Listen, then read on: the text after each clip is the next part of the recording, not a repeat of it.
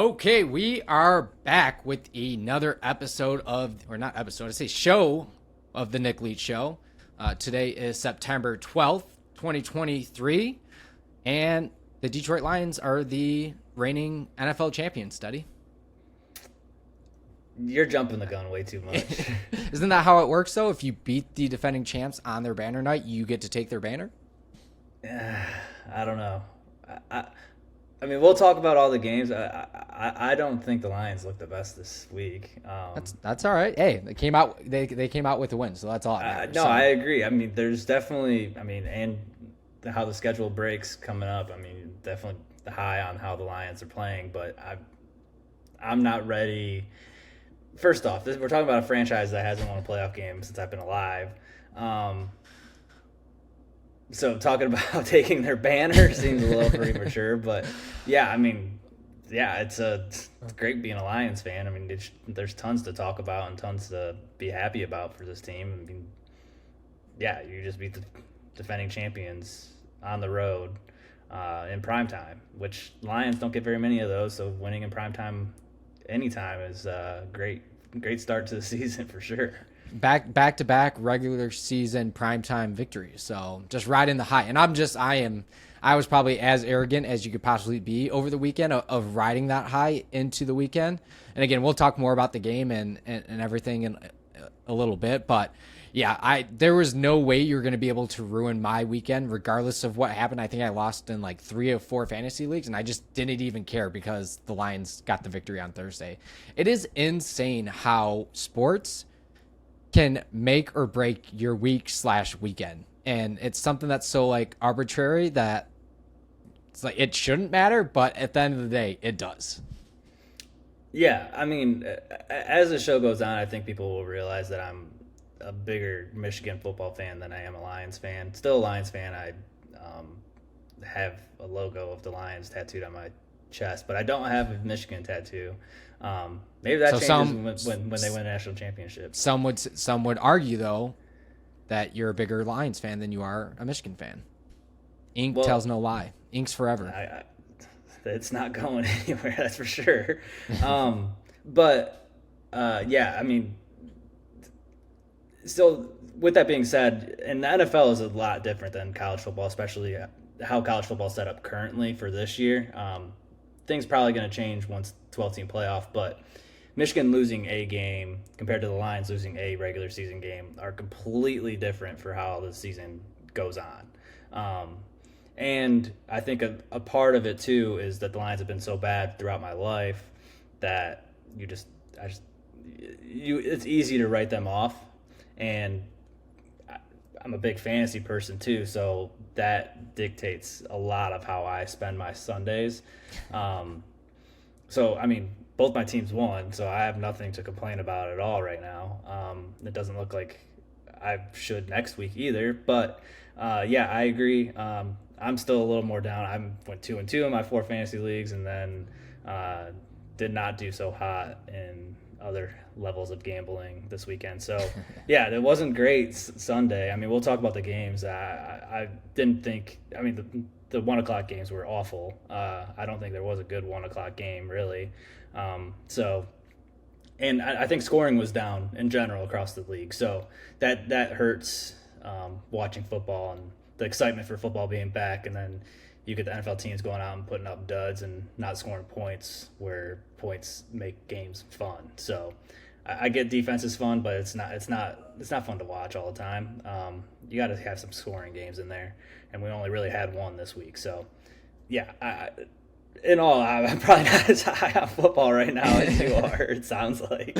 I was gonna say you just went on some that was a ode to Mac tangent type there about not being too high on football right now, but.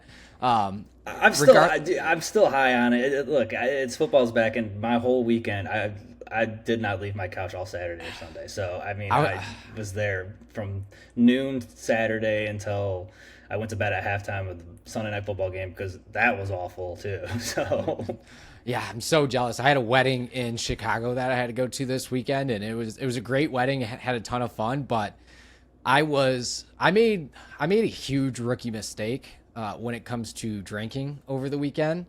And I decided that Yeah, I assume you've had these nights too where you go out drinking and you just feel invincible and you start mixing stuff.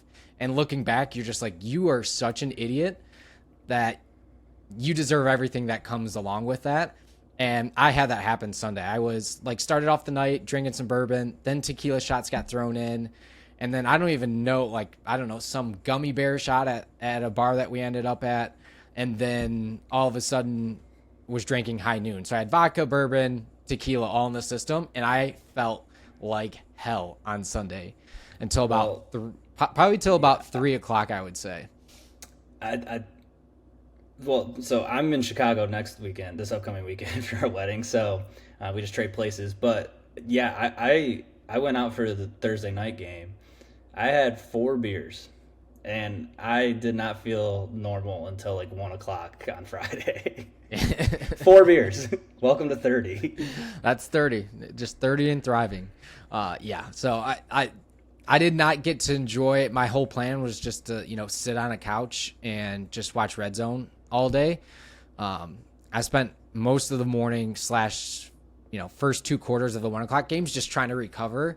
And part of me, it was one of those hangovers where you're like, I'm never drinking again. That's just what's going to happen here. So, definitely got a good night of sleep last night and felt way better today. And, as we're recording here at 7:30 on a Monday night, I'm very much looking forward to watching this Monday night football game. Yeah, it might be. I mean, people will know what happened before, by the time they're listening to this, but it could be delayed. It seems to be some weather. I don't know if the players are out on the field yet. 7:30 as we're recording, so here you go. Here's a prediction. Did it get delayed or did it not get delayed? Okay, I haven't seen an update in the last, I don't know, half hour since we've been talking pre-show. I'm gonna say no, it's not delayed. What's normal kickoff on Monday night? 8:20. 8:20 a.m. Yeah, I think they're fine. If you can't get ready in an hour, are you an NFL player? Come on. Yeah. No, but it's just awesome. Honestly, week one, you say it every year, but I missed football so much over the summer and I don't know what it is. Maybe now, coming from the golf business or even like the media business last year of sports were more like work and, used to work weekends. But now that I have weekends off and can sit back and just enjoy it with no, no obligations, to me, football just continues to get better and better for me each year. And like I said, I'm actually sad week one's already over. Like that, as people are listening to this, week one is officially in the books, and that's just one less week of football that we have. So not trying to put a damper on any mood here, but no, I'm just saying that the excitement of the week one is officially kind of moved on here. And, now you start getting into the nitty gritty of it, but I could not be more happy. Well, now there's football 5 days a week, so we're golden now. I mean, there's football Thursday through Monday. This is just your sign that as we move further and further along into 2023 is just to make sure you take time and appreciate football being back on, because it will go in a snap. So just keep that in the back of your head, and the summer and the season should go much longer. Well, I was just telling my family too. I went to the store Sunday morning before to do my grocery shopping for the week, and then saw some apple cider. I live in South Carolina, for people that don't know, so it's still 90 degrees here. It's not fall anywhere close to being fall yet.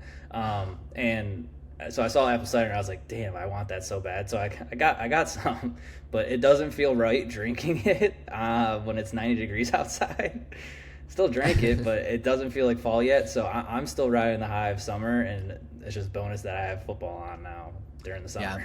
Yeah, that is pretty special. I mean, we went out in Chicago and walked around.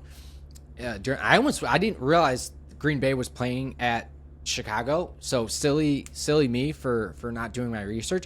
I almost wish we would have went to the game at Soldier Field, but just to kind of say that we went to one, especially since the Lions weren't playing on Sunday. But yeah, I lived there for 5 years, never went to a game. So I mean, it's a pain in the ass to get there. It's not an ideal location.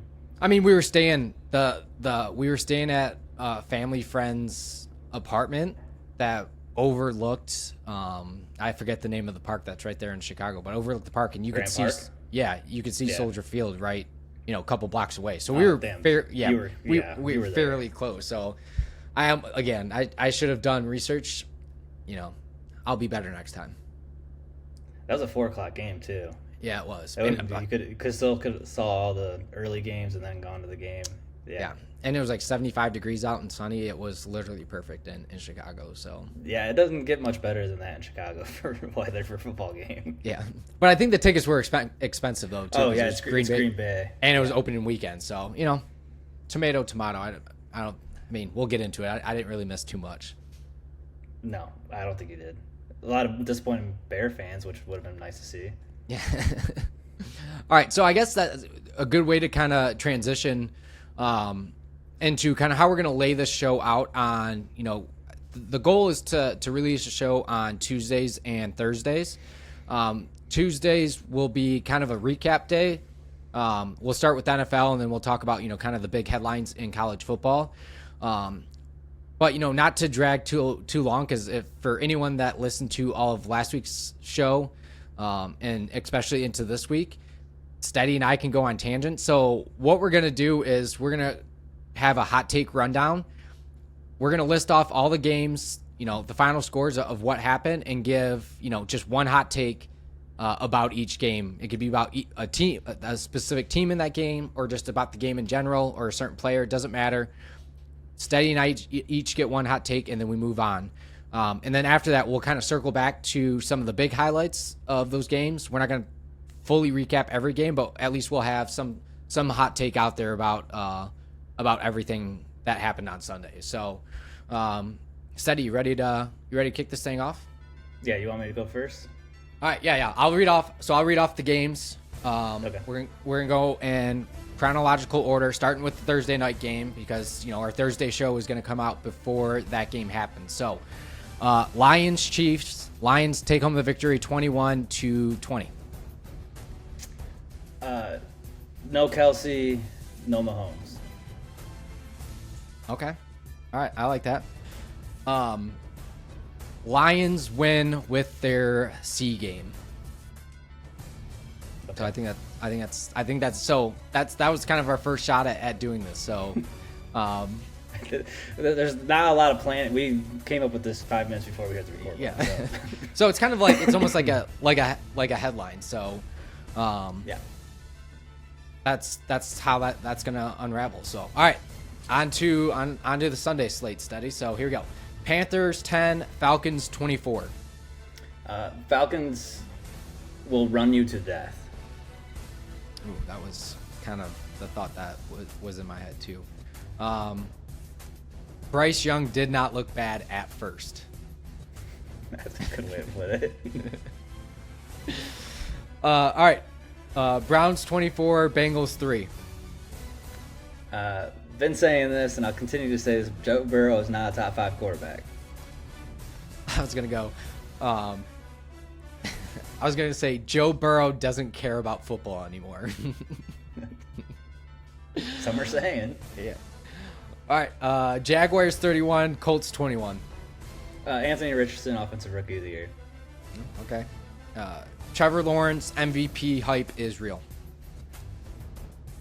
All right. Buccaneers 20, Vikings 17. This one's a hard one. Think of anything. Baker Mayfield's back. Yeah, there you go. Kirk Cousins is gonna Kirk Cousins. Saints 16, Titans 15. I told you, Saints Super Bowl.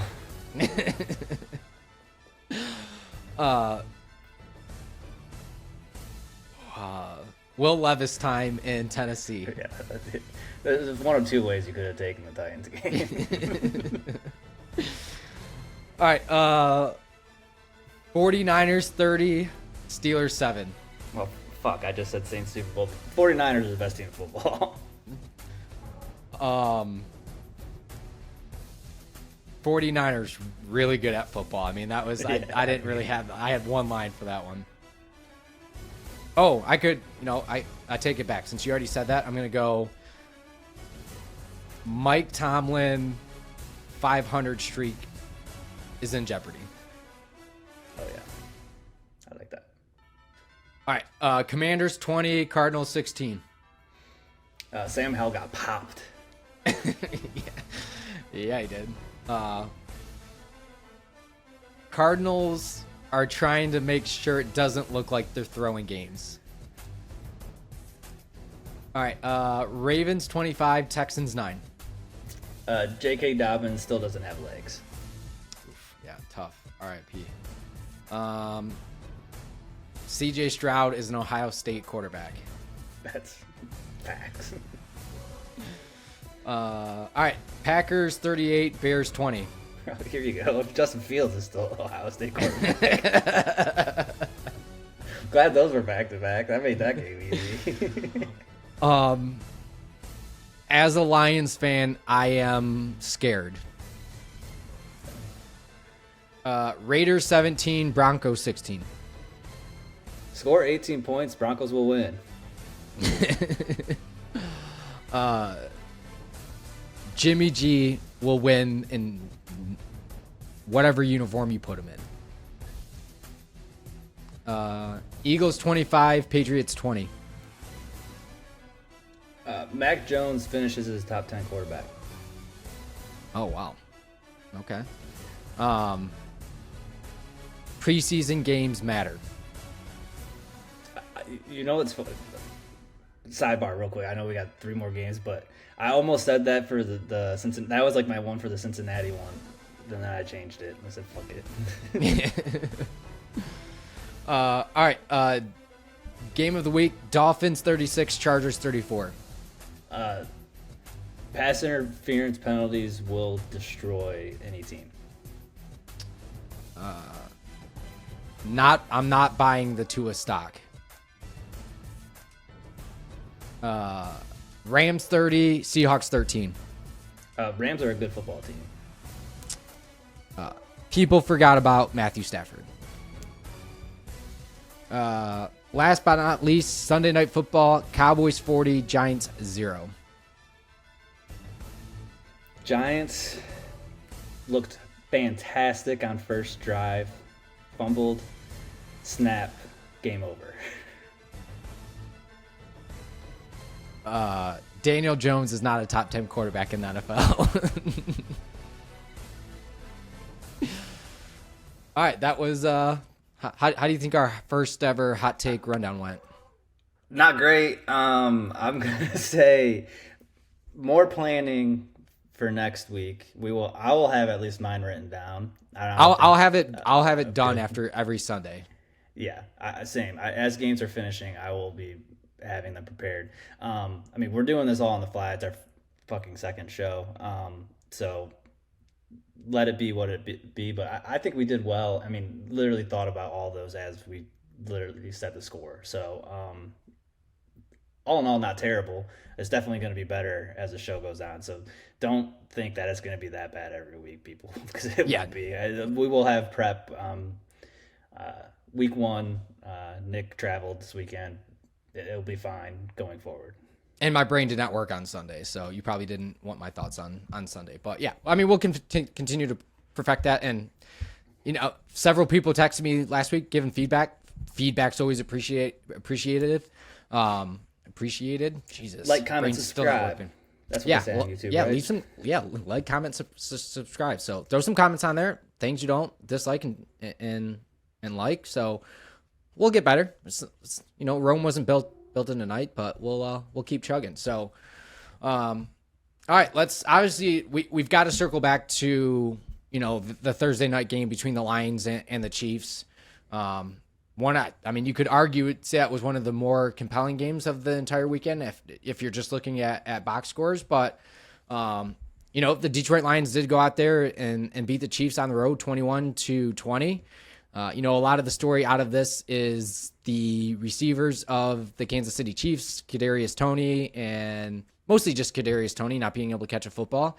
But obviously Travis Kelce being out as well too didn't help things for them either. But I don't think the Lions had their A game as well either. And the fact that they walked away with a victory is kind of even more of a testament to what's being built here in Detroit. So I know there's been a lot of excuses on the Kansas City side, and I mean, obviously, rightfully so. But I mean, this Detroit offense only scored 14 points in the game, which again, this was a top 5 offense last year, and they only added pieces to get better. So same thing. I mean, we didn't see Jared Goff in the preseason. We didn't see a lot of these guys together during the preseason as well, too. So, I mean, you could make the statement for a lot of these teams going into week 1, but, you know, there's got to be some real-time gelling with the players that you have to build, you know, some chemistry. Same thing. You even say that about Kadarius Toney and Patrick Mahomes. But at the end of the day, the Lions got the victory against their toughest opponent for the entire season. Yeah, probably. Yeah, you can't take away. I mean, the Lions went into Arrowhead and won the game. Even if they were kind of handed it, I mean, Kadarius Toney pretty much handed the game to them. I mean, the interception ended up being one of the biggest differences, and then of course the game-winning drive for the Lions. But yeah, Kansas City has a lot of problems at wide receiver. They got to figure out who's going to be the guy. I've been high this preseason on Justin Ross. I mean, the guy looked fantastic during the preseason. If you're looking for a guy that's going to come out of nowhere, fantasy people, be aware. I mean, you got Kadarius Toney on your team. You could probably drop him unless you want to hold him for another week. But I have a feeling he's going to be getting limited options. I mean, one of the worst wide receiver performances of all time, if not the worst. And that was a huge difference in the game. I mean, Patrick Mahomes is still the best quarterback in the league. I mean, the way he was figuring things out on the fly, being able to evade the pass rushers from the Lions. The Lions got back there a lot, the guy's just a magician back there, and he doesn't have anybody of note to throw to right now. So I still think the Kansas City Chiefs are going to figure out how to take care of business. I don't think Kelsey's injury is going to be that bad, so I think they'll be back. And then for the Lions side, I think you have to be happy with how the game went. The backfield is so much more improved. Dave Montgomery being the number one over DeAndre Swift, what it was last year, and then now you have a dynamic guy in Jahmyr Gibbs that can go anywhere on the offense and do what he will do, and he'll get more touches as the season goes on. Rookie running backs in week one don't ever get touches. That's just how things work. It's just a trend in the NFL. You saw it across the board this week too. And Jahmyr Gibbs didn't get a whole lot of touches, and I think he'll get a lot more going forward. You'll see him closer to a 12 to 15 range than under 10. So, yeah, I think you got to be happy as a Lions fan. I mean, Jared Goff is long. Here's the thing on Jared Goff: if he's controls the ball, doesn't throw interceptions, the Lions will be in every game this year. It's if he gets a little gunslinging happy and throwing the ball over the field and starts committing some turnovers, that's when you got to be worried. But I don't think that's going to happen. I mean, based off his last 11 games or so, he's been completely fine and doesn't turn the ball over, and you're seeing the Lions win games. So maybe you compare him a better Alex Smith in that game manager type, Joe Flacco-ish, back when Joe Flacco was in his prime. That's maybe a good comparison too.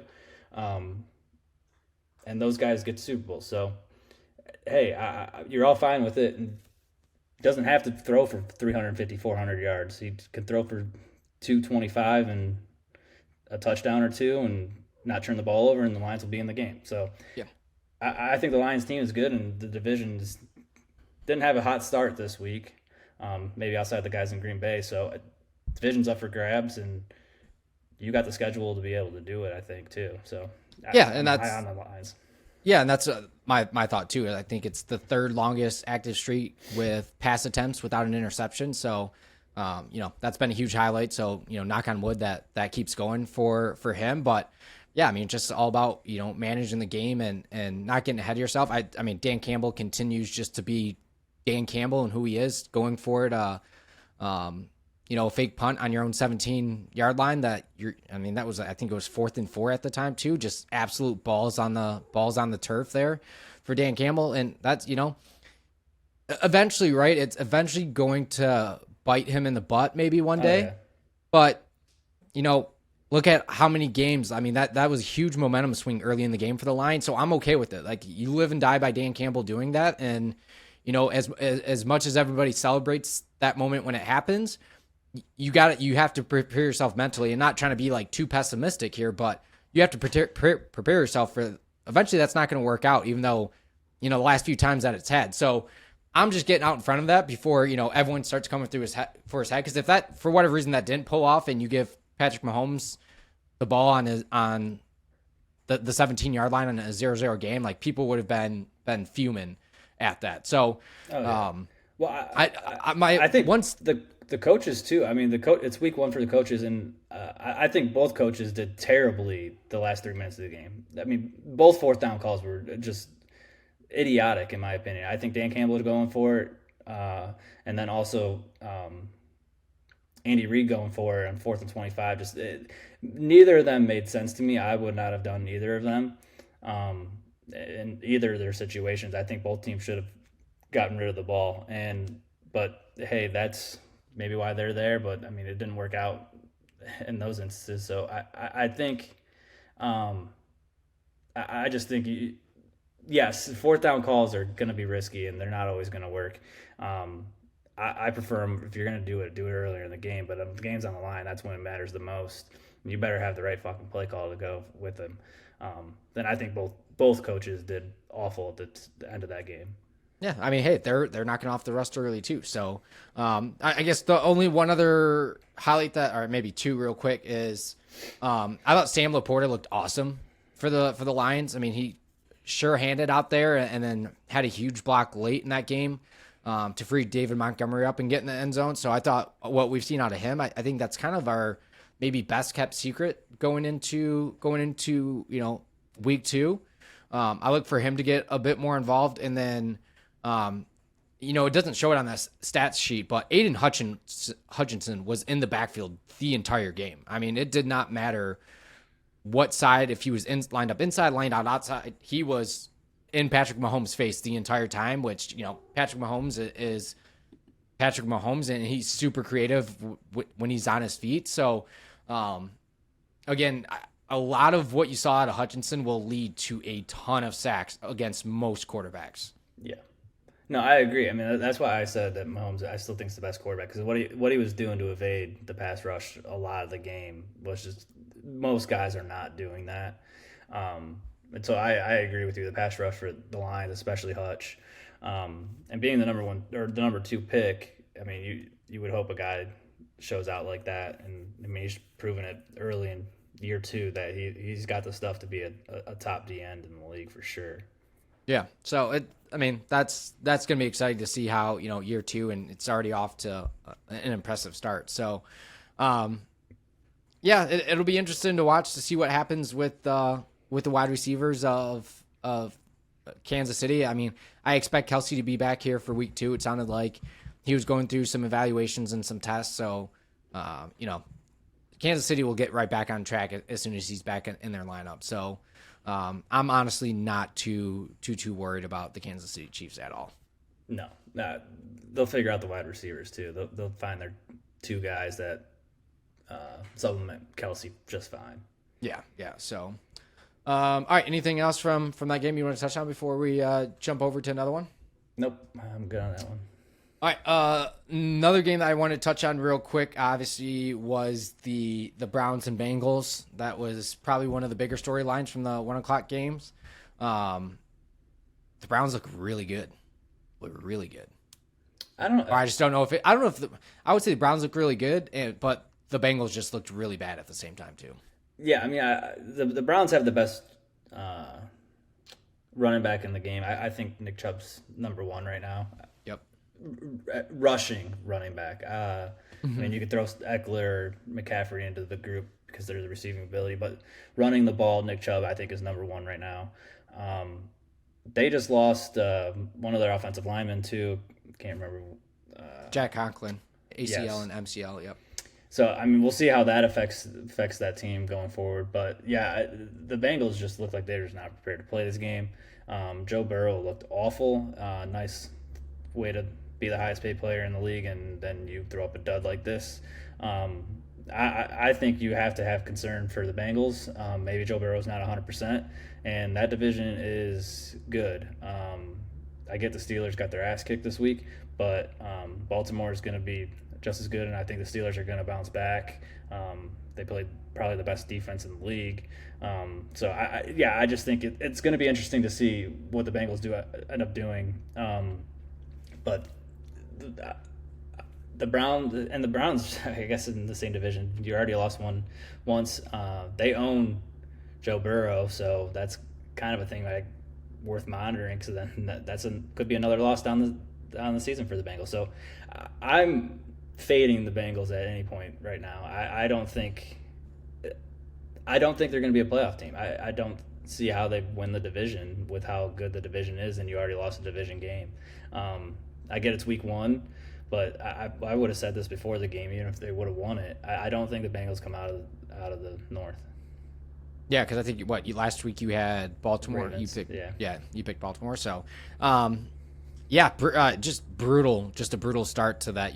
That contract extension, and that's why I made the joke of Joe Burrow doesn't care about football because, we've seen instances of where guys get paid, and you always hear the remarks as like, "Oh, he just wanted to get paid, and now he doesn't care about football." And I don't think anyone would ever make that remark about Joe Burrow. So I wanted to be the first one to do it. So yeah, I mean, that was just an awful performance. I mean, every throw that he was trying to make was just underthrown, and a lot of that's probably because he didn't practice and play a lot in the last month. So maybe take it with a grain of salt, and he's going to figure it out. I trust that he probably will, at least a good amount. But also the way the defense played against the Browns doesn't help the situation. I think you're going to they got to be the worst defense in that division, right? I mean, I don't know who else.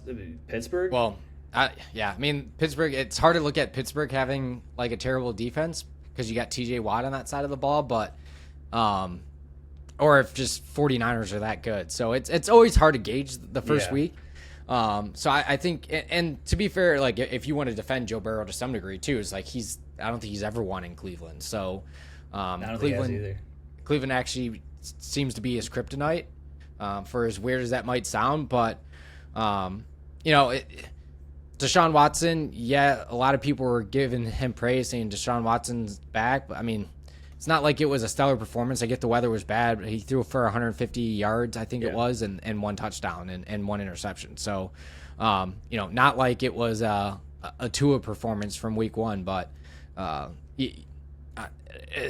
this is kind of one of these games that I'm kind of just looking past and saying it's not really a good sample size. I'll definitely keep my eye on both these teams for week 2, and I feel like you'll get a better gauge on what to expect for them for the rest of the season. Yeah, I think the biggest thing for the Browns is their wide receiver position. We all know Amari Cooper is a stud, but outside of that, is Elijah Moore, Donovan Peoples-Jones, are they going to be able to have enough there to give Watson the guys that they need and the playmakers outside? I think that's going to be the interesting portion of their offense, because we know they can run the ball. I think even with Conklin going out, that they're going to be able to do it. Chubb, like I said, is the best running back in the league, and I'm still hesitant on saying Watson's back yet. We'll see what he does in a decent weather game, if he's going to be able to sling to these wide receivers outside of Cooper. Yeah. Here's a fun stat. I don't think I've ever realized that this stat was kept. So Brad Robbins, the punter for Cincinnati, had 10 punts, and Corey, I can't even pronounce his last name because when you're watching Red Zone, you don't get to see a lot of punts. He had 7. Brad Robbins, how many yards do you think he punted for? I was about to look at. He had 10 punts. Yeah, 10 punts. God, he had to, and they only scored 24 points in this game. No, this was Cincinnati's punter, Brad Robbins. Right. Yeah, the Browns only scored 24 points. You're correct. Yeah. God, he had to have. Fuck, dude, that's got to be a lot, like 500 plus. Hey, 409 yards Yeah, of dude, punting, fuck. one touchback, and then two inside the 20. Michigan kickers had himself a fucking weekend. Yeah, just unreal stats from. Was he a Michigan kicker? Brad Robbins was the Michigan punter. Yeah, Oh, no kidding. All right. yeah. Well, yeah. And Jake Moody's the kicker for was drafted in the 49. third round for the 49ers. Yeah. Yeah, I did see that. So I don't think I've ever scrolled that far down on the ESPN stats page, but yeah, look at right at the bottom. 409 yards. Yep, averaged obviously 40.9 yards. So just That's a lot of fucking punting. I'll find one game. There was a stat like midway or almost towards the end of the game, right before they took out Joe Burrow, that Cincinnati only had like 6 first downs all game. Yeah, I wonder if there's no way they keep. Oh shit, there is. There's a full on punting category. I'm gonna I think that might be my thing is keep track of There's over punters. 700 yards punts that game. Oh, it doesn't give it by. They only give the breakdown by teams. So Seattle Seahawks are leading the NFL with an average punt yardage of 59 yards. I bet they didn't have 10 punts though. No, they only had 4. So if you want to filter it by punts, yeah, Cincinnati won that battle single-handedly. Yeah, I bet so. Then the Browns had the second most, so just an electric game over in Ohio this week. Gosh, miserable. Yeah, Like I said, sad. the 1 o'clock games were not fun at all. Yeah, brutal. All right, that was fun. I didn't even know that was a thing. All right, moving on. Jags Colts. Yeah, that's exactly where I wanted to go. Anthony E. Richardson. If you're a Colts fan, I don't think you can be upset with how he looked. I mean, yeah, he showed signs of his first NFL game, but he also completed, 24 of 37 passes, which again, if you're a Colts fan, you've got to be at least optimistic moving forward. Yeah, I think the biggest thing, the passing is the same thing with Fields. If he can get that down, he's going to be electric. And the other thing is that they got to be able to protect the guy. Yeah. Or at least plan better to make him not take so many hits. I get he's a big dude, but he went out of the game late when they were on the goal line. Like you gotta be smart with your potential franchise quarterback in his first game, and especially when you're down 2 scores, and just make sure that hey, this guy's got to be around for longer than today. But I thought he showed a good amount of promise. I think he was making some throws that were NFL caliber that you don't see a lot of rookies make. And the way he was looking downfield, like he evaded a lot from the Jacksonville Jaguars pass rush too. I thought he looked pretty well. He's just got to clean up the accuracy, but I feel like that's a lot of rookies quarterbacks, especially first game, that they're getting pounded. And of course, the Colts were a bad team last year. Yeah, and they had no run game, none.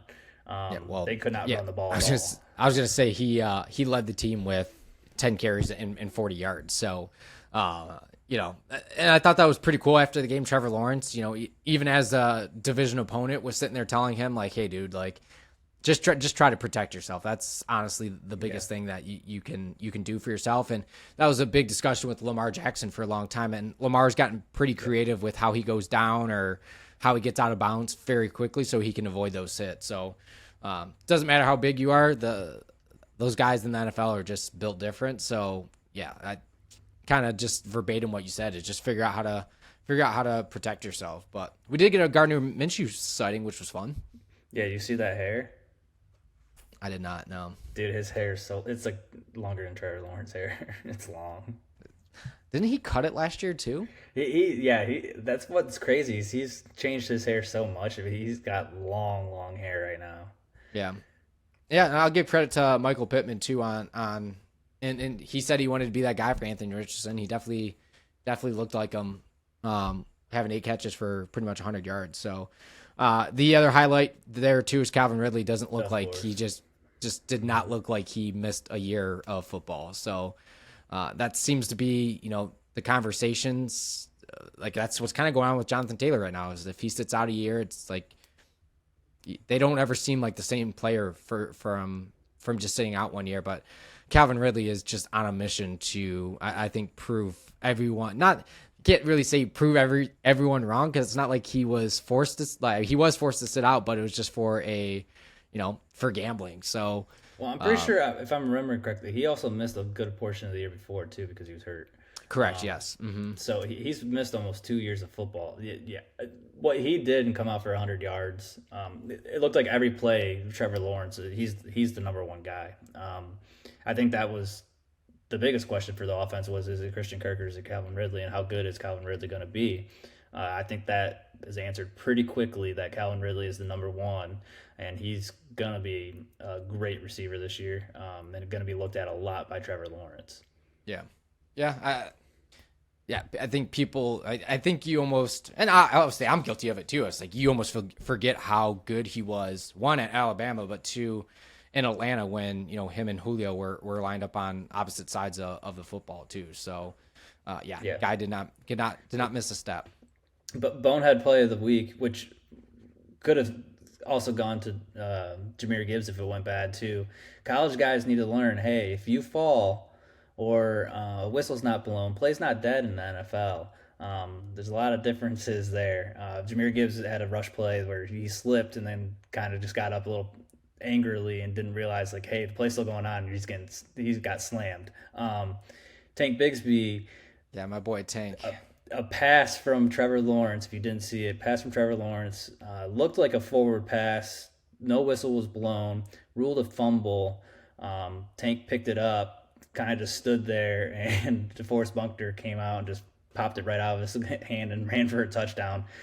Big bonehead play there. Yeah. You can't do that in the NFL. You make sure you get on top of the ball and just lay on it or something like that. You just go until the whistle is blown. And, there's a rookie mistake there, and that's probably the biggest bonehead play of the week. Luckily, it didn't bite the team in the ass. So The first one that I always think about too when you see that happen with a rookie is going back to Plaxico Burress when he was on the Steelers. He caught a pass, I don't know, for like 40 yards across the middle, and then fell, and then got up and jumped and spiked it, and it was a fumble. And I don't know. That's the number one play that always sticks in my mind anytime you see a new rookie do something like that.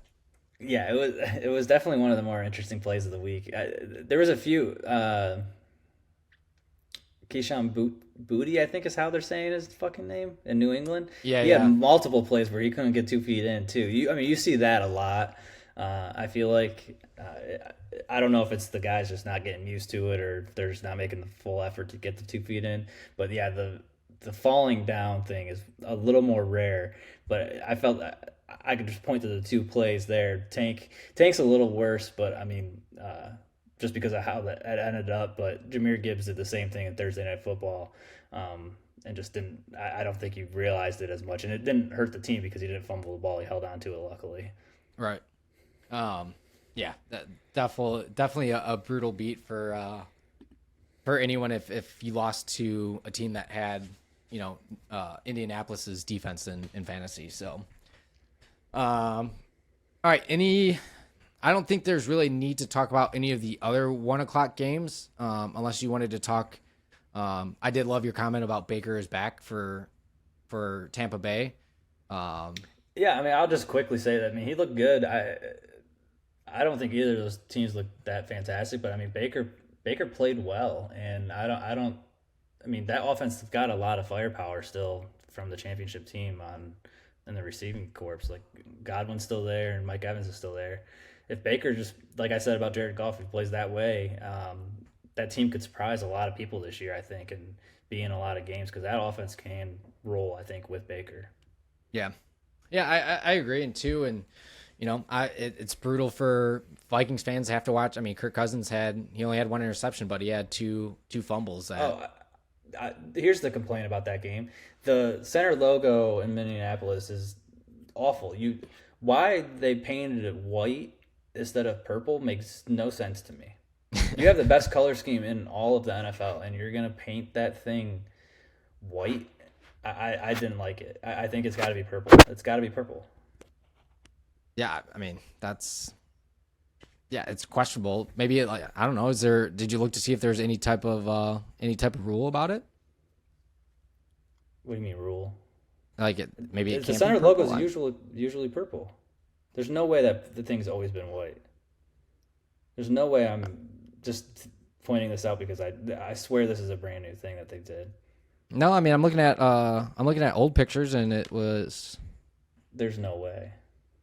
Wait, you're saying it was white? Yeah, like I the don't know. inside was white.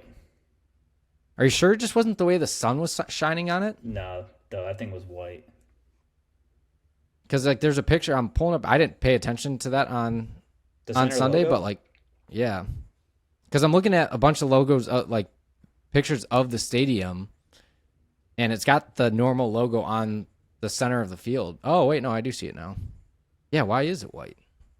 Yeah, usually it's like it's got the hair, like all this normal colors and purple, but it was like U.S. fully U.S. white. Bank. Oh, I found it. Here we go. I got the reason behind it. U.S. Bank Stadium field painted for winter whiteout game. But It's that was in fucking that was September. that was 2022. Oh, Yeah, but why? Maybe they liked it so much they just kept it. I don't I know. don't know. Dude. I don't Apparently, like we it. got to do a better research on it. So I didn't like it. the Viking is just doing a ton of cocaine. Maybe that's why it's white. White is not the way to do it. Yeah, I don't know. That's probably why they lost the football game. Yeah, Baker. I always said Baker got the short end of the stick in Cleveland. So anytime he actually has success, even though he can be, you know, a dick about things when he's winning, I still think he can go out there and win you some football games. So I think that'll be a fun story to watch all year long down in Tampa. They could easily All right. start 2-0, but then they're going to lose their next 3 games, so we'll see.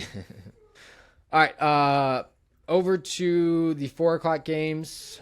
The game that we have to start with, no doubt, number one game of the entire weekend was the Dolphins and Chargers. I will say, talked about it in our preview. Brandon Staley, probably number one guy on the hot seat all season long. You just continue to not. I mean, that offense continues to perform week in and week out, and you guys find ways to lose football games. So, I get Tua had an all-time performance, but you did get the ball back down 2 points with some time left on the clock to go down the field and get a field goal, and it didn't happen. So, Yeah. The biggest thing was the end of the first half. Tua got the ball back, and it was a tied game, and yeah, J.C. Jackson just threw a Hail Mary down the field and pass interference to put him in field goal range right away. It's like, you can't do that. You just can't do that. Let him catch the ball. Who cares? And then tackle him. Like, you just cannot let that happen. Like, that's biggest. That might be blowing out play of the week. Tank Bigsby didn't end up affecting the game that much, and at the end. But 3 points right there. That's, you end up winning the game by one. Make Tua have to score more points in the second half. But yeah, I mean, Tua and Tyreek Hill. That if Tua stays healthy, that is gonna a lot. It's gonna happen a lot this year. Those two. He had that one throw into the end zone for Tyreek's touchdown. That was an unreal throw by Tua. Best throw of the weekend.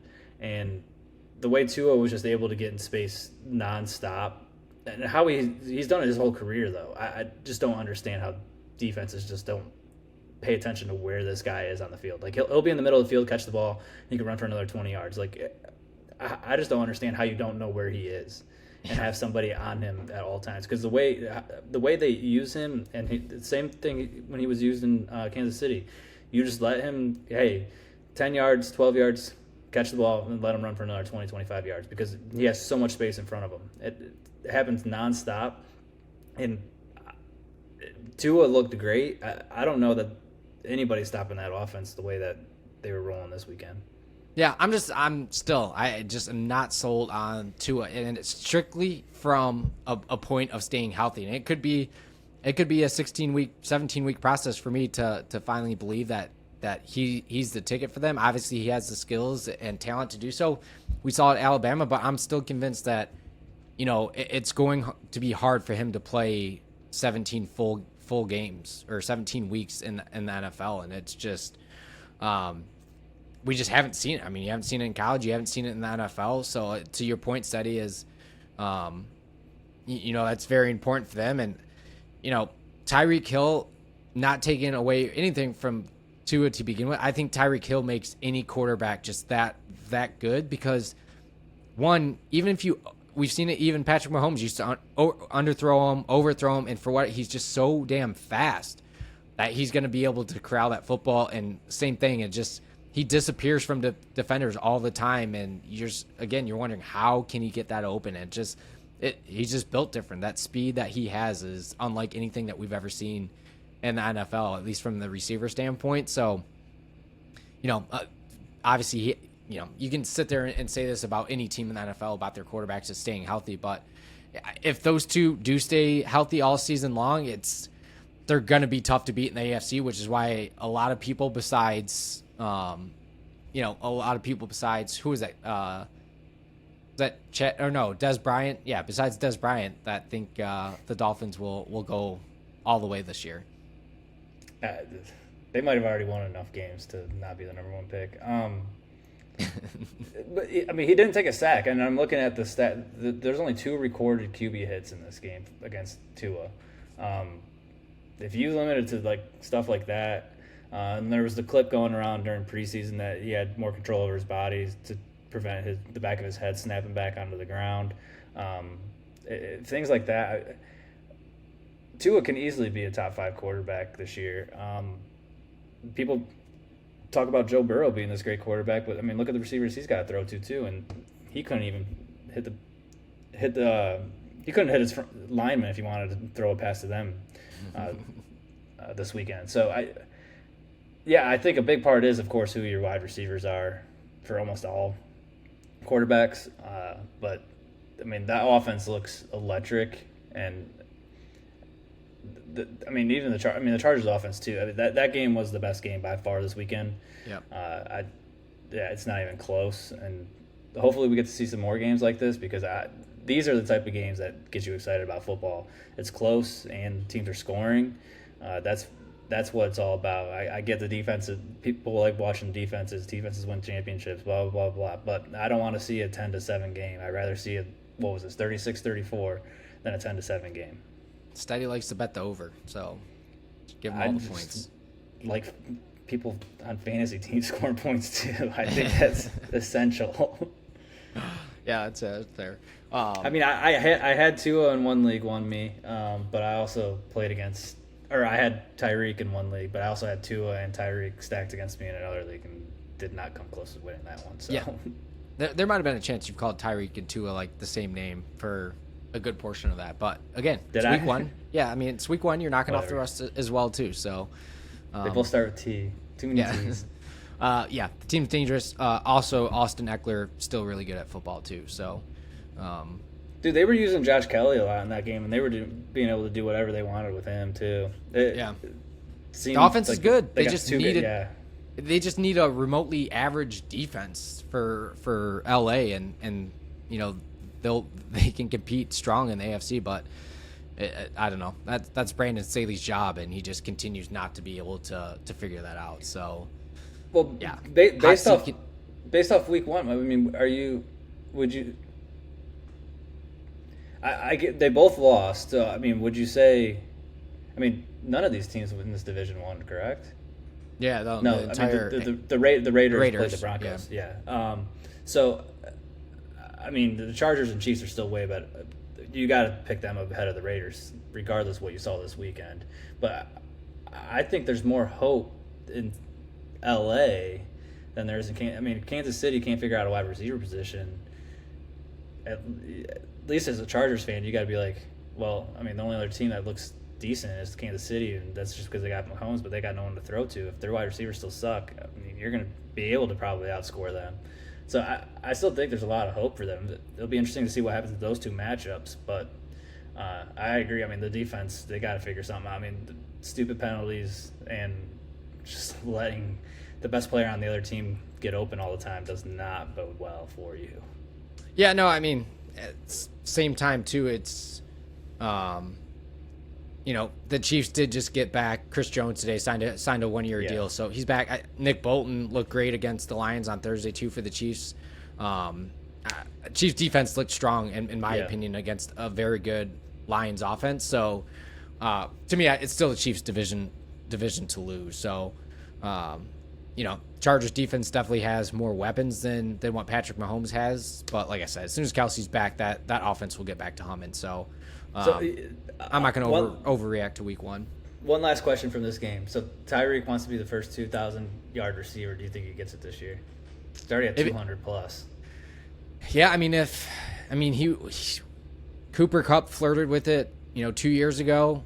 I think Tyreek at one point last year was on pace for it until Tua got hurt. So if they both play for sure, you think he's getting that? Yeah, no doubt. Yeah, I don't think there's any question. A bad week from him is just going to be just over 100 yards, I think, every single week. So, I mean, he had 11 receptions in this game. He just gets open too much. He gets open way too much. That's the big thing about it.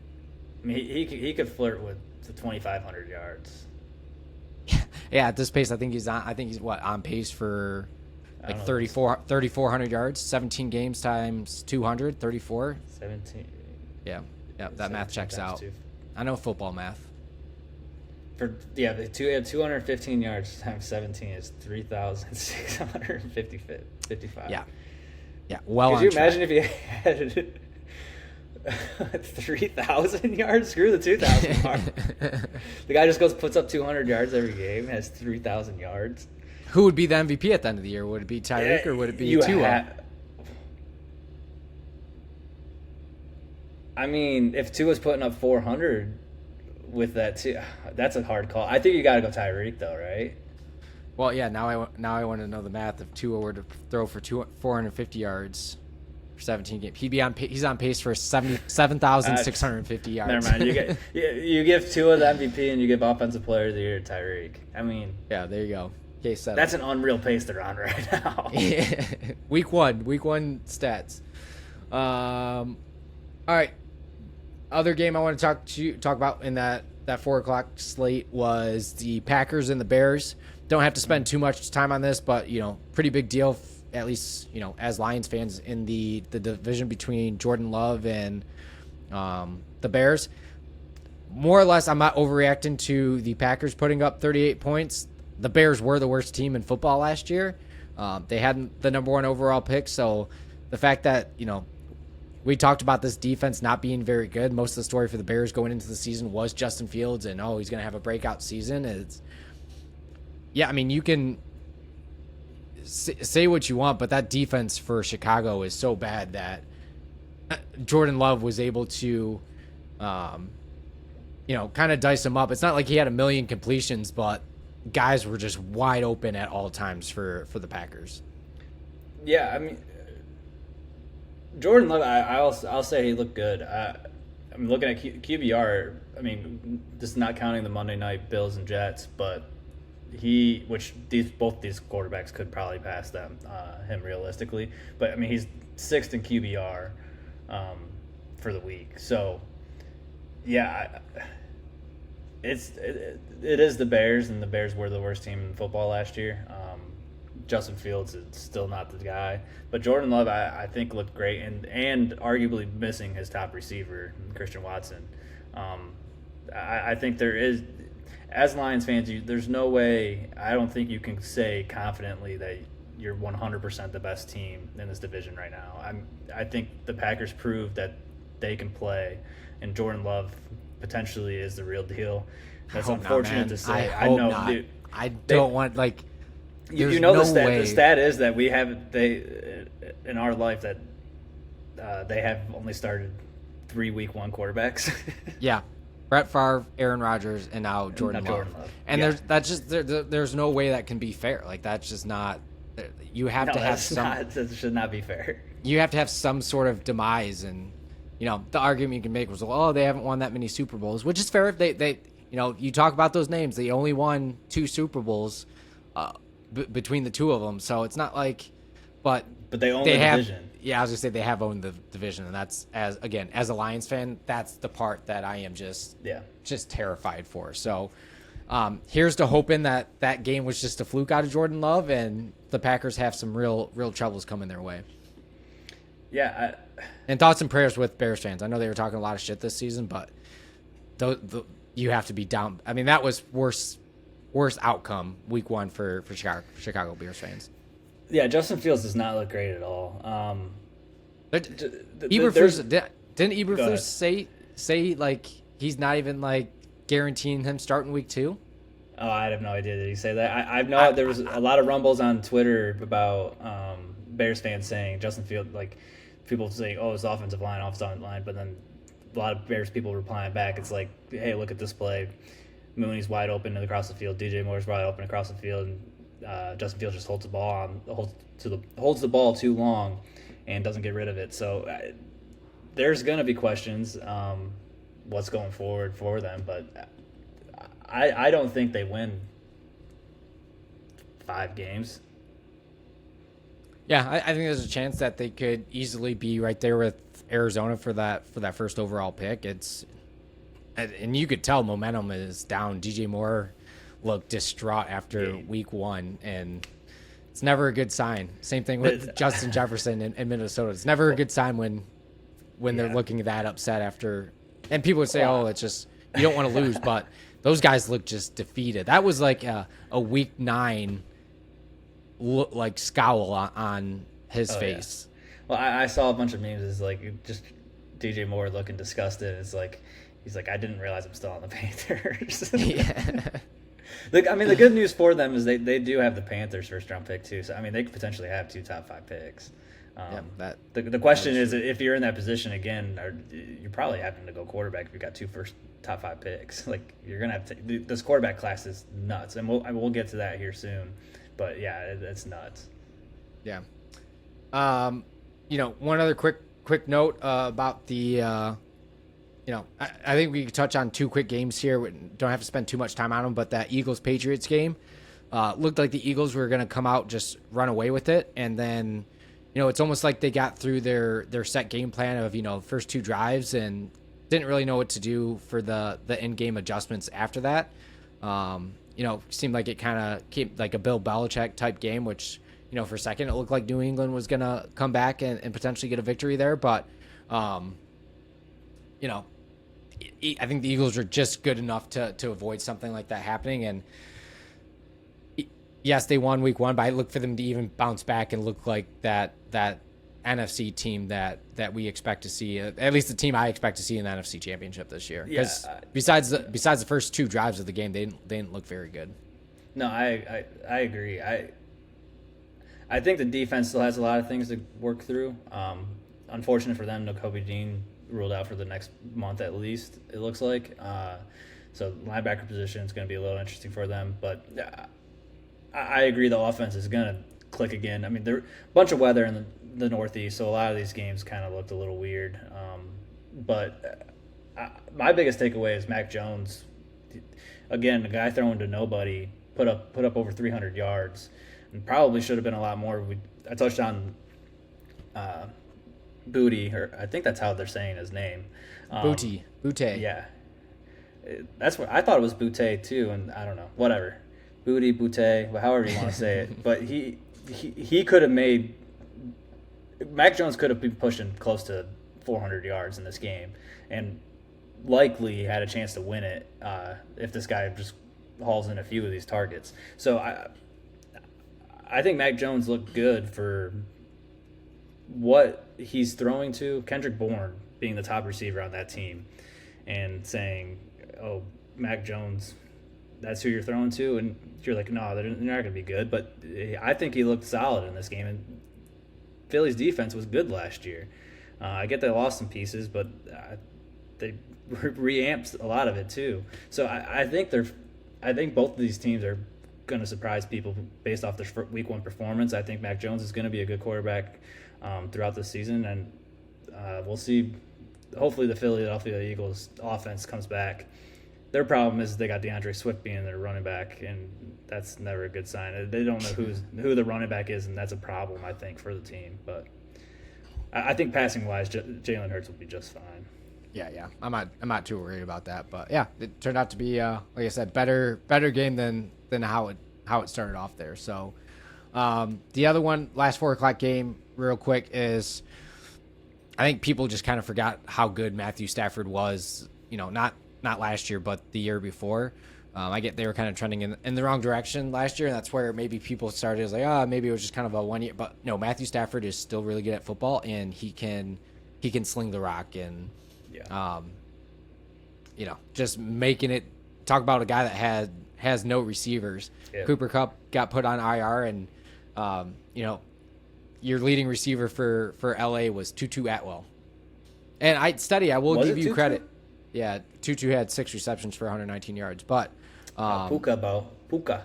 Yeah, I was gonna say credit to you. I think you drafted him in several leagues. Nope. Picked him. Well, I picked him up. I got him like across the board in leagues. Knew the guy was gonna step into a Cooper Kupp role, and god damn did he do it. I mean, I think he had over 100 yards. That's why he did. He had like 10 receptions for 109 yards, but they always do. Had 10 more yards. Okay. Yeah. So, I mean, both those guys had 100 yards, and I don't think anyone expected that. And the Rams kind of handled. Matt Stafford should have had another 60-plus yard reception. Van Jefferson just completely dropped it. He was wide open, just completely dropped it. That was a walk-in touchdown, and just dropped the ball. So I mean, Matt Stafford. Yeah. So there's another almost 400-yard day that should have happened. Stafford looked great. This could be the demise of Geno Smith, and I think the receivers, especially DK, were not happy with how that game went. So we'll see what that Seahawks team looks going forward, because that could be an interesting development for paying a guy, and your wide receivers are very, very pissed off in week 1. You talk about Justin Jefferson. I don't think anyone was more upset than DK Metcalf this week. Yeah, but DK is kind of a drama queen in his own right. So he is, but. Yeah, that's fair. It's tough when the offense looked that bad. All right. Yeah. Good sign for the Lions though. Week 2 got Seattle at home. We'll talk about that Thursday. But all right, last game. Have to talk about the Sunday night game, because the worst game of the entire weekend. Cowboys beat the living hell out of the Giants 40-0. Yep. Much behind the performance of the Dallas defense. You want to talk about a defense that looks scary. That Dallas defense looks extremely good.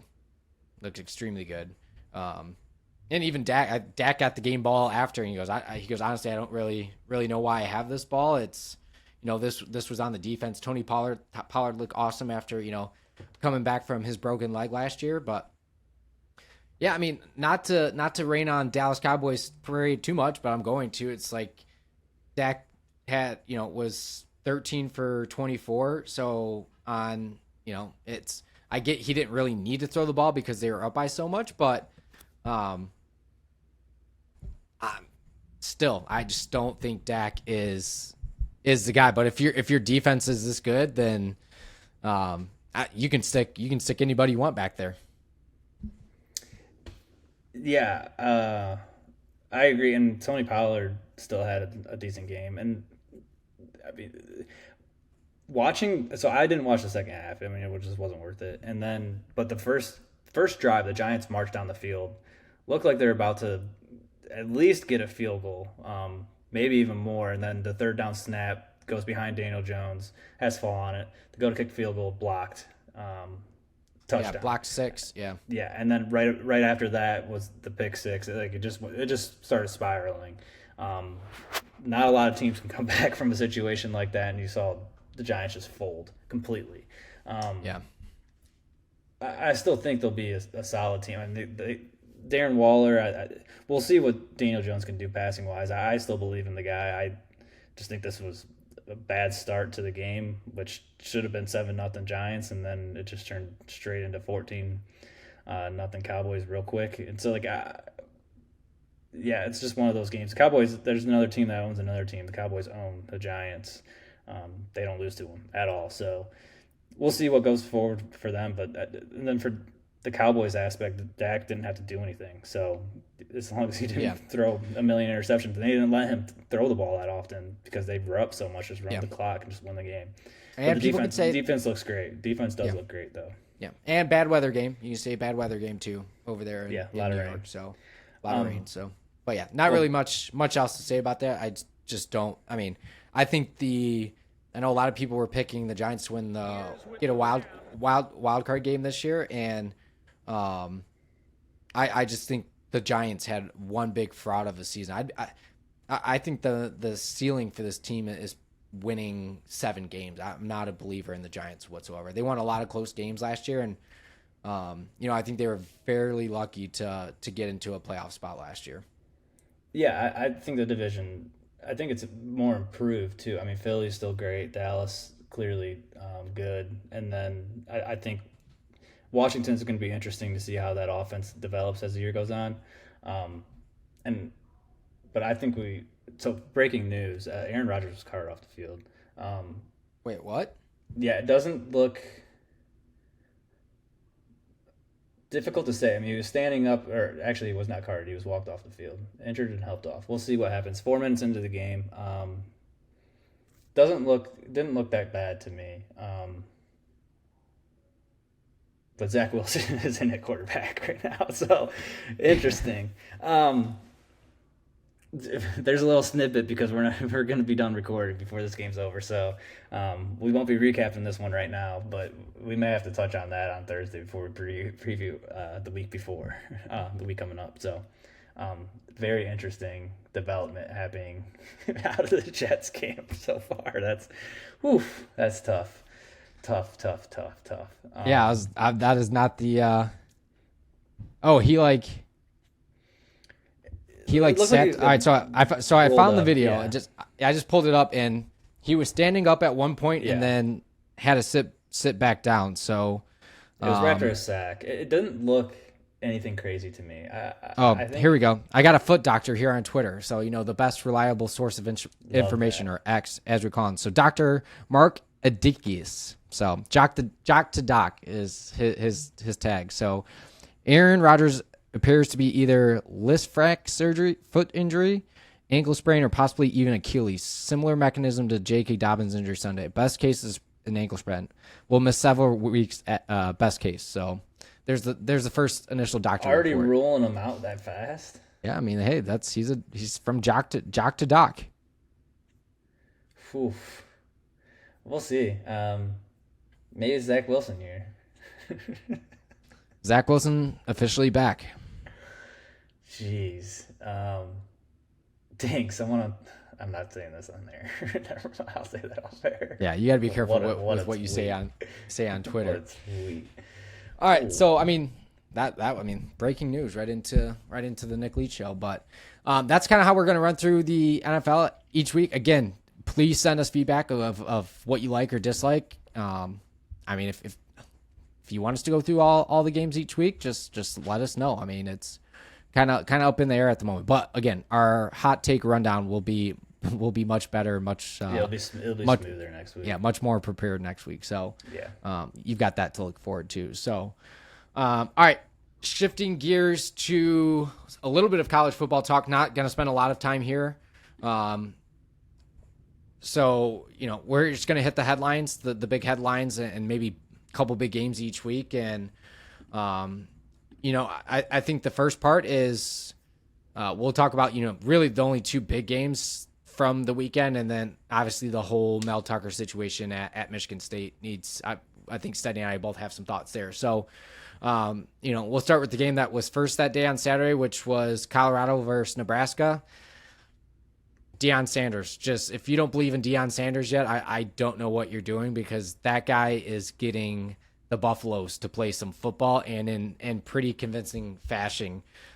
Steady, I know you weren't all in on him just yet. I'm curious to see if any of your thoughts changed after just dominating Nebraska in the Big Ten. No, I'll disagree. I watched every play of this game. Colorado did not dominate this game. Nebraska handed them all 13 points in the first half. Sanders looked awful playing quarterback, and then of course, when you're given the ball inside your opponent's 40, you should be scoring points. Sims shouldn't be on the field. I would not be surprised if Nebraska comes out with a different quarterback in week 3. But Well, yeah, they came out what he with- did in the second I was half, gonna he say did. Yeah, but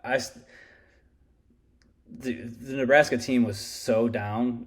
There was immediate just demise of that offense to start the second half too. I just give me Colorado against someone in the Pac-12 where there's good teams across the board.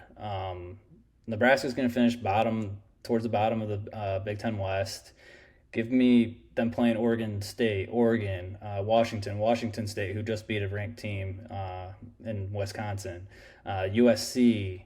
Probably can beat the Arizona schools. We'll see what Utah looks like when if Cam Rising can get back on the field. But they're still undefeated. That defense looks ferocious. I just think there's a lot of good teams in that Pac-12 that I think Colorado's going to have problems with. This guy is not going to be throwing for 300 yards against them. I just don't see it happening. Still not believing. Cool, they've won 2 games against bad teams. But I bet neither of those teams I don't think TCU or Nebraska is going to make a bowl game.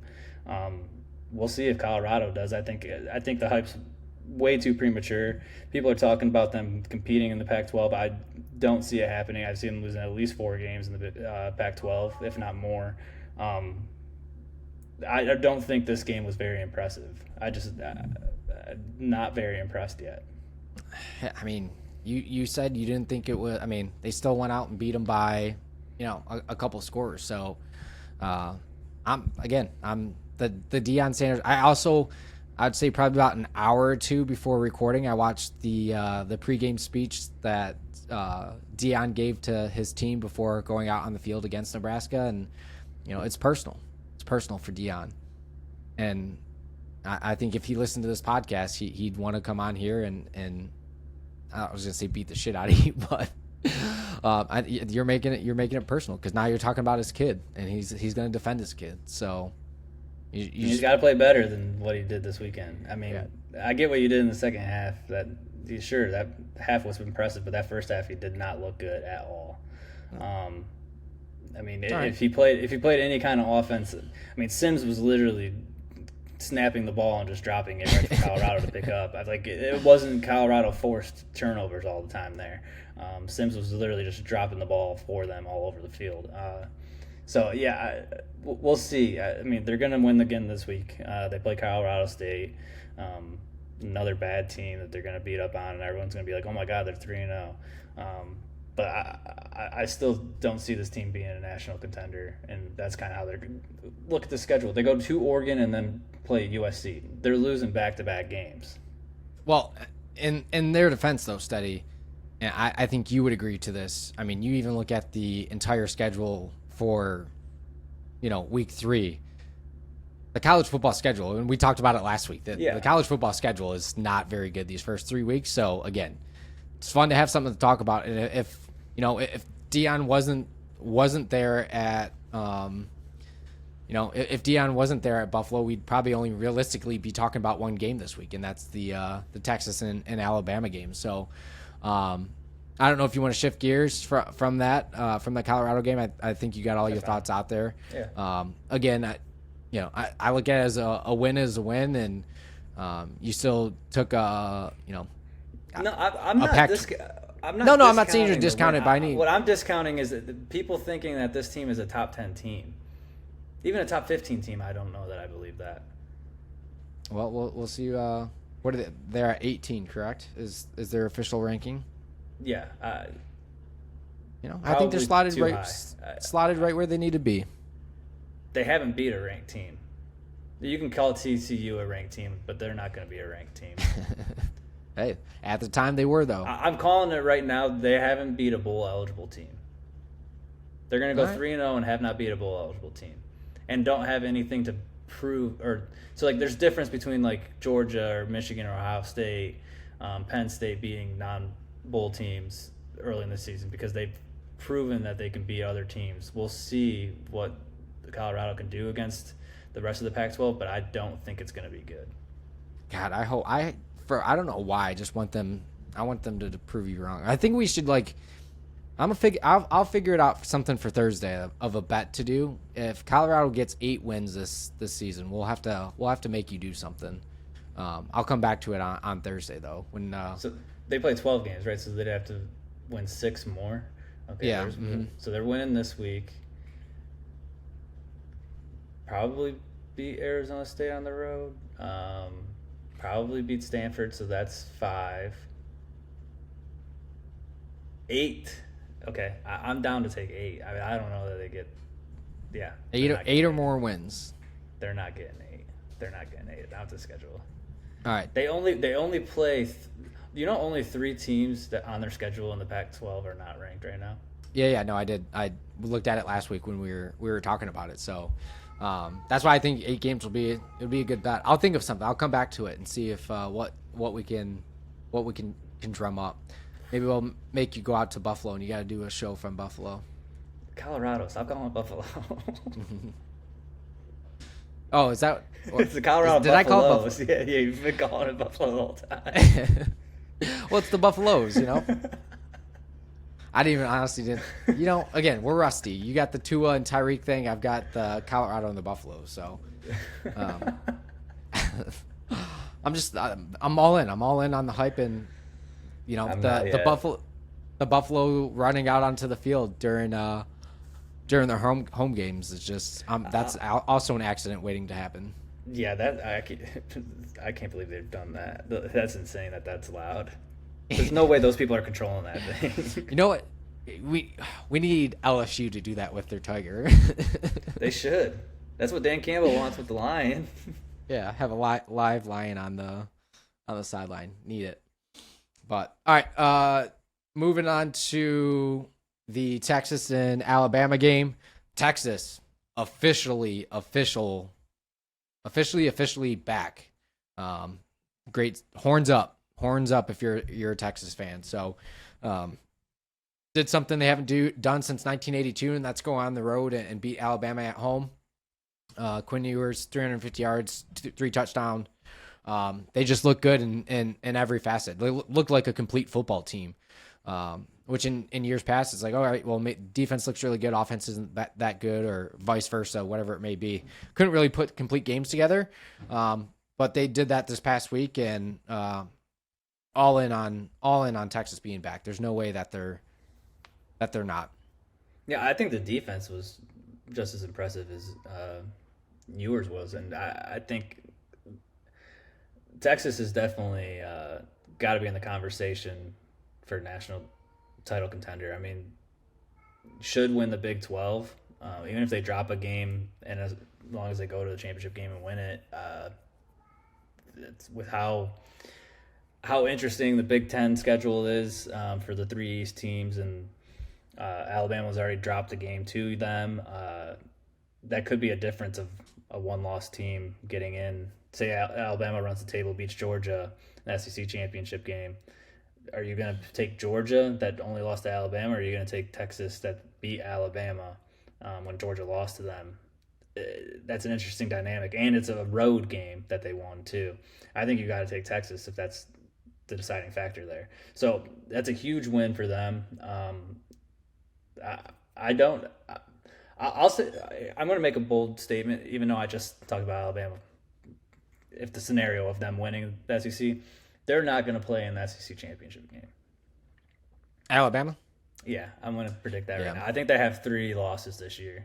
I think they lose to either Ole Miss, LSU, or somebody else in the SEC. But at least one of those teams and somebody else in the SEC. I just don't think Milroe is ready yet to be the top dog there. I think this is the year that they have a step back in quarterback play, and I think we saw in this game. Maybe it is just Texas's defense being as good as they are, but I think he's got some work to do. I think it seemed like the game sped up on him, especially late in that game. Yeah, he just couldn't hang in, and that's what I was gonna say. It seems like Nick Saban's worst quarterback that he's had in quite some time, and Yeah, I did pick Alabama to be in the Final Four, but that was just that was a Nick thing. You know, us Knicks got to stick together, so that's why I was riding out with Saban to be back with Alabama. But I don't know. It's yeah, as much as people like to make fun of Texas being back, it's some of the best college football memories I have is that Vince Young Texas team and what they were able to do in the late slash early 2010. So. I don't know. When they get on that national stage, you always get those highlights back of especially that national championship game against USC, which it was just I still think the best college football game I've ever watched. Yeah. So just brings back some good memories. So Texas being It's gonna back be tough to beat that game. I don't know that it's that game is ingrained in us, especially us being so young and like that being one of like the real first memories we probably have of college football, especially a championship game, and it being like so good. being able to understand exactly what yeah. was going on both sides of the ball. Yeah, just ingrained in us for forever. It's like that and like the 04 like so that time frame is definitely when I started paying attention to understanding how sports are played, because the 04 Pistons right around the same time, so like those couple years right there in the early 2000s, definitely it's gonna be tough for our generation to find a game that's better than that. Wait, did I just say did I say the late like early 2010s? Was that much sooner than that? Am I The dating Texas myself? USC game, Yeah, what year was that? 2005. Oh shit. I was thinking that was like 2008, 2009. No, that was 2005 championship. Damn, I feel so old thinking about that. Game was almost 20 years ago. Yeah. Hey, Grandpa, what was the Texas and USC game like? Well, sit on down, Sonny. Yeah, let me tell show you you about this it. Vince Young touchdown run right here. Have you ever Yeah, heard of Reggie Bush? The other thing about Alabama, that they don't have like they just couldn't run the ball either. Maybe that is just against Texas, how that game played out. But Milroe having 1 yard less than your starting running back, I don't think that's the way Nick Saban wants to run his football teams. It's not how he's done it in the past. He's usually had a stud running back, be able to rush the ball, and they just did not have that presence. So I do think this game could be a problem for Alabama scoring points, especially in the SEC where scoring points is a thing you're going to have to do, especially against Ole Miss or LSU. Even maybe Arkansas. KJ Jefferson looks good too. Yeah. I mean, it's I was going to say the SEC's wide open, but it's not with Georgia still sitting down there. So I think it just makes that path for Georgia maybe even that much easier, especially now where Probably LSU has already lost this year, and now Alabama too. And again, Georgia's playing a different game than the rest of the SEC. So SEC's getting their ass kicked by teams. I mean, North Carolina beat South Carolina. Well, Vanderbilt sucks. Florida lost to Utah. Like the SEC is not having a great year. Maybe it's good that Texas is coming into the SEC now. That's what people said. They're going to run it. Yeah, they said it's funny how this NIL deal starts spreading out some money, and all of a sudden all the SEC schools aren't a powerhouse anymore. I saw that. Yeah. I was like, that's a quality tweet right there. Or quality. Hopefully, X, whatever you want to call it. That's why I think the 12-team playoff. People are always like, "Oh, it's always going to be the top teams beating up on each other." I disagree with that. I mean, you're going to have some upsets. You'll have some upsets in there. We don't have to go in detail, but yeah, I agree. The 12-team playoff. I think you're going to see like an 8 seed win the national championship. I don't think it's going to take very long to do it. You'll see it in the first 5 years. Yeah, absolutely. So, all right, the last little bit, and then we'll introduce another segment, too, that we're going to do for college football, which is our Heisman highlight of the week. So Steady and I will highlight one person. We don't know who the other person is picking, of reasons why you think why they can be a Heisman winner this year. So the last part of the college football that we have to talk about is the news that came out of Michigan State with Mel Tucker being investigated for sexual misconduct with someone that's not his wife. So he is married, or I believe he's currently still married. And, there's a lot of details that have come out in the last 24 hours that kind of make the story a little bit more, I don't know, I guess just better details out of what's happening with him and with the school. Pretty much he was having phone sex with a girl or a lady, and it was One-sided someone phone that, sex is the allegation. I yeah, would say it's and one-sided. yeah, and she obviously she has she's making the allegation and has filed a complaint, and um, it's been an ongoing process. I think what they said the end of 2022 this happened, or early of 2023, but That's the biggest thing. Regardless of the allegations, I think the way the school handled this situation has not been great. yeah, and it sounds like it's based on what I've seen a few reports saying it's pretty typical that the rest of the athletic department or anyone didn't really know about it because it's just an ongoing investigation, and they try to keep those details close to the chest of getting the right facts out there.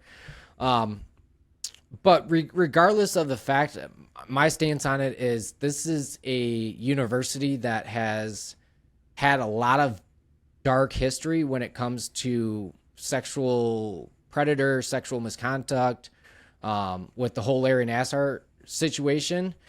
So for this to happen under the head football coach who just got a huge contract extension, 2 years, is, he could be found innocent of these allegations, but at the end of the day, it's all about the perception. I believe there's terminology in his contract that, you have to be held to a certain standard, and you have to make sure a good light is shined on the Michigan State University. And frankly, this is not. So he has been suspended while this investigation is still going on, and they're making a determination. But I feel like I can say for certain that we've seen Mel Tucker coach his last game at Michigan State.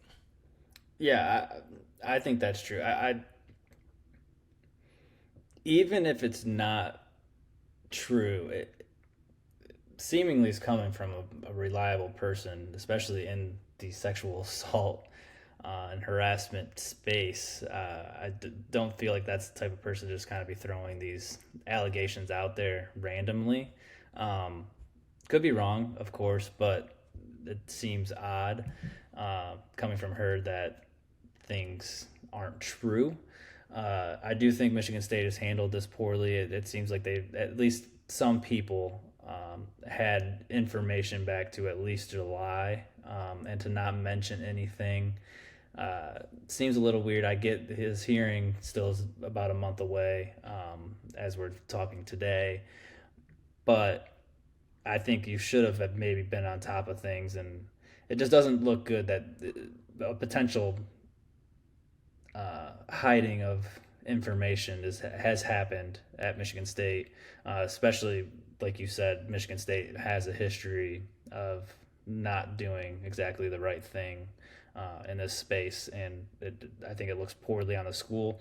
I think you can compare or not compare the situation to Chris Beard at Texas last year. I get his was maybe a little more concrete, and Chris Beard being more concrete on what happened, because the person filed a police report. There was physical evidence. There was actual physical conduct in Chris Beard's situation.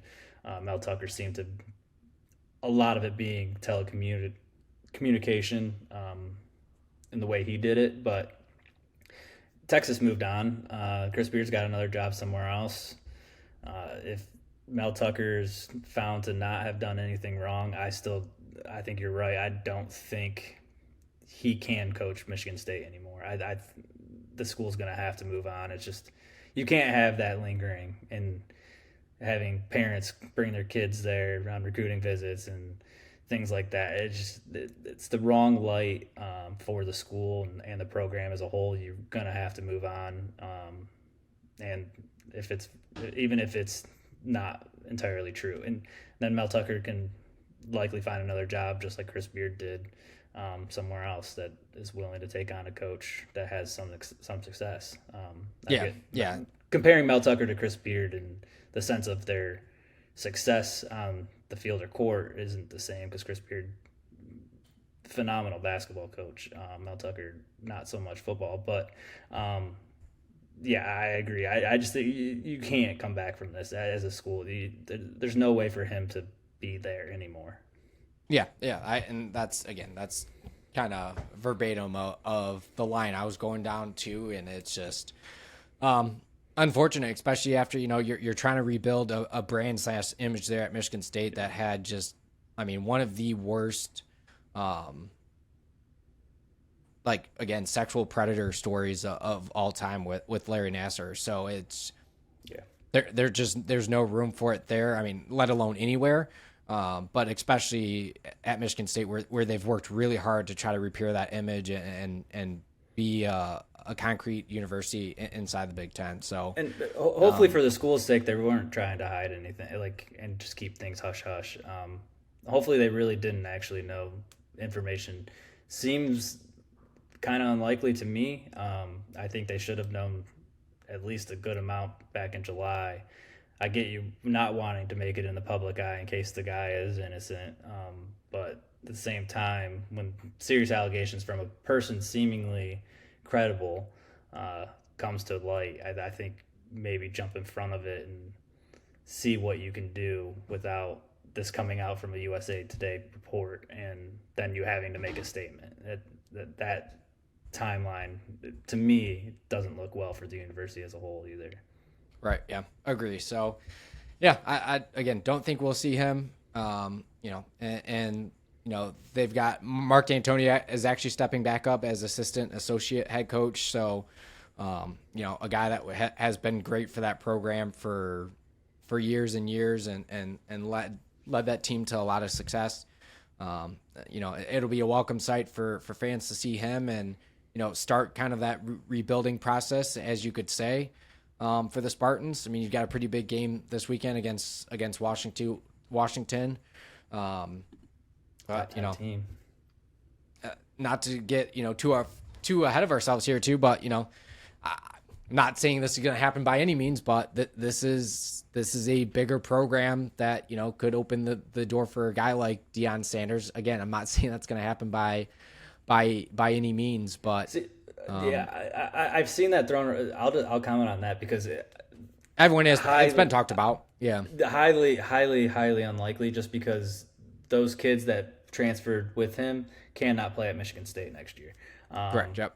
You get one free transfer essentially. I highly doubt Deion's leaving Colorado in the next 2 years to at least get the kids that came from Jackson State or transferred in for him. I think he's going to try to at least get that first wave through before he tries to take another job. Correct. Yeah. Agreed. So definitely felt like that had to be discussed to some degree because I saw a bunch of people throwing it around on social media.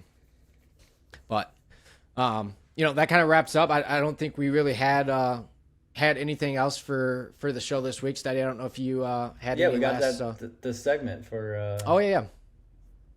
I got distracted because I had to talk about shit I hate actually talking about. So, so gonna kind of wrap this up this week with what we call our Heisman highlight. So we'll pick a guy. I think we should do like a fun thing too, studies. We can't talk about the same guy twice. I agree. And then maybe at the end of the year, we'll pick out of the list of guys that we go through, over the next, 12 weeks or so. We pick a Final Four from each one, and pick an overall winner. Just something fun to do. So, you want to start this off, or do you want me to? Go ahead. All right, my Heisman highlight for this week is from the game that we did talk about, and Quinn Ewers. I think if Texas is all the way back, like we say, then. The quarterback that gets them back to the promised land, or at least gets them back to their first college football playoff, that's, a huge step. And it's, the joke's kind of out there, right? The Heisman Trophy awards, a quarterback, quarterback trophy or quarterback award to begin with. So um, it's kind of a safe pick to start this thing off. But I do say I wish he still had his mullet. I think the win on Saturday would have been that much sweeter if Quinn Ewers was out there with his mullet. So and that's also why he's kind of my Heisman highlight, is because now he's clean cut and would look good up there on the New York stage. So I guess let me pull up. I got a couple stats from him. I know I already brought up that he threw for 350 yards last week. But so his season total, I had it up 2 seconds ago. Now I can't find it, but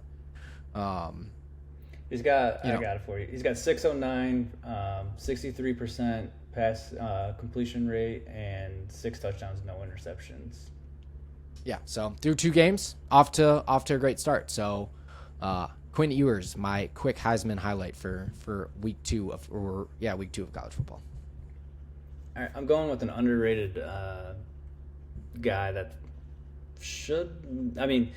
draft class very QB heavy this upcoming year. Can I guess? Yeah, there's no way you're getting. Does he play in the Pac-12? No. Oh. Damn, I really thought it was Bo Nix. There's a slew of them that we can talk about at some point this year from there. I thought you're for sure you're going Bo Nix. Yeah, and I'm sure we'll talk about him at some point, but I'm going Taylor Van Dyke this week. Had a phenomenal game against Texas A&M in the win. Who's he play for? Miami. Oh. You told me at the beginning of the show that I wouldn't know who it was, and you were spot on. Yeah. So beat a ranked team in Texas A&M this weekend, 374 yards, 70% completion percentage, and 5 touchdowns, no interceptions. His QBR was 94.6 this week, puts him towards the top on the list, I think even higher than Quinn Ewers. So 8th right now in QBR for the year, 575 yards, 6 touchdowns, 1 interception through 2 games. Underrated guy, I think, draft-wise. I mean, he's a bigger guy, 6'4", 230. This draft class for QBs is just so stacked. I think it's going to be very interesting to see how they play out next year. I mean, we could potentially see, 15 quarterbacks get taken next year. I could confidently say that Taylor Van Dyke is probably in that top 15 list. So it'll be interesting to see what these QBs look like throughout the year, because it's very, very, very stacked. And I think Taylor Van Dyke probably should get a shout out at some point. Let's do it now before maybe stuff implodes. I don't know. This guy looks like he's built like a middle linebacker. I mean, even the name, I feel like Van Dyke is just like that's a middle linebacker, bro. Yeah, he does not look. I mean, he's 6'4", 230 pounds. That's a Anthony Richardson type body. So, and so I mean, I thought his completion percentage alone, I think, is worth noting. I mean, 73%, and he did 70% against the top 25 team. So, and 5 touchdowns. So I think that's worth noting a little bit, that he performed in one of the bigger games that they're going to play this year. So, I mean, we'll see. He gets to play Florida State, Clemson this year too. So, actually, I don't think they play Clemson, but potentially could play Clemson in a championship game. So, worth noting him for now. We'll see if his name arises later down the road, because no one's talking about him right now. So why not give him a little spotlight? There you go. How about that? I think that's definitely out of left field. I did not haven't checked out too many Miami Hurricanes, but what a world would that be if Miami and Texas both back in the same year? It'd be great for college football. Would be wild. But yeah, it's also, we're playing a dangerous game too, where hopefully we don't get to the end of the line here and none of these guys are an actual Heisman candidate, and then we just look like idiots going in. I mean, I guess we just go to the safe bets at the end of the year if we're really nervous. If we just keep picking quarterbacks, I'm sure. I mean, so we started this week 2. Yeah. So I mean, we got another 10 weeks at least of doing this. So there's another 20 guys. Yeah, I'm sure we're gonna have the four, or probably not the four finalists because there's probably going to be a wide receiver or a defensive player at least in there. But we should have the three quarterbacks that have the best chance of winning it at the end of the year. Yeah. So I feel pretty confident on that. I'm right, sure we'll talk about the other guys. Yeah, it's only a matter of time. So just get some guys that people don't know about in the early stretch and make it seem like we know what we're talking about. So exactly. All right, yeah, I mean that kind of wraps up the show for this week. Again, we'll be back we'll record Wednesday and have it for a Thursday release. So again, feedback appreciated as always, and we will see everyone on Wednesday.